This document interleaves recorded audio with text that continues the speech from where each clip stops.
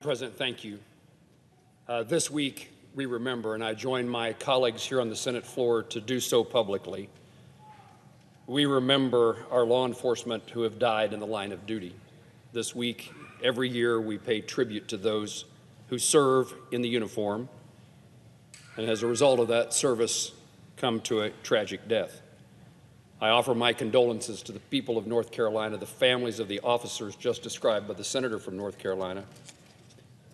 In my role as a senator, I have chaired and have been the vice chair of the Appropriations Subcommittee that funds our national law enforcement officers, the DEA, the ATF, the FBI, the U.S. Marshals, a deputy U.S. Marshal killed in North Carolina just recently.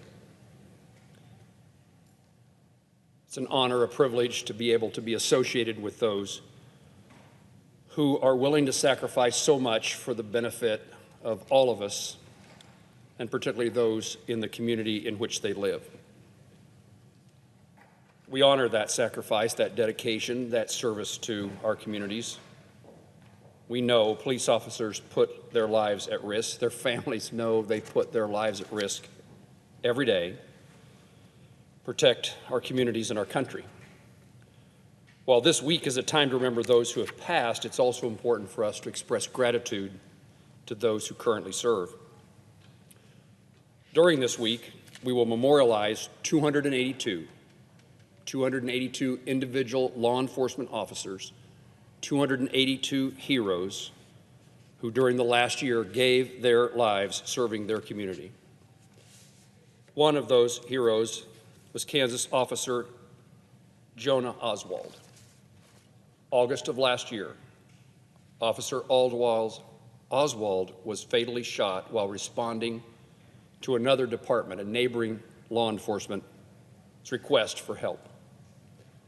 Officer Oswald was just 29 years old, husband, father to two young boys.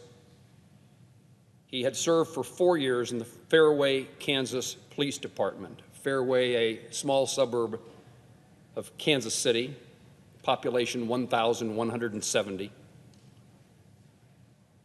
He knew the importance of serving his community. He knew his community. This morning, Ben Overish spoke at the National Police Week Memorial Ceremony in Kansas, and he said this about Officer Oswald. Jonah understood the danger before him, and without hesitation, he showed up over and over again to meet it.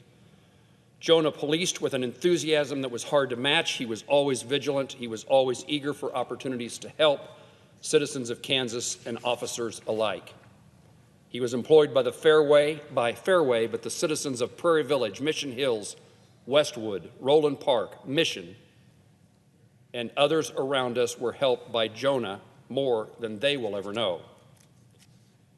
He was not so enthusiastic out of vanity or one of glory or aggression. He believed in service and in the nobility of the profession. He believed in right and wrong. He was filled with the hope that good will triumph over evil. We must remember not only his sacrifice, but his example daily. Words spoken this morning in Topeka.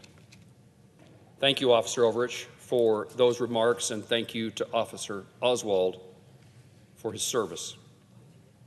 All too often, we forget about the many important roles that our law enforcement officials have within our communities. This extends beyond relationship between police officers and individual citizens. It's about relationships between law enforcement and key institutions in our communities, our churches, our hospitals, our schools, and our businesses. During this National Police Week and throughout the year, we must remember that law enforcement needs our support, and not just during tough times. It's our duty.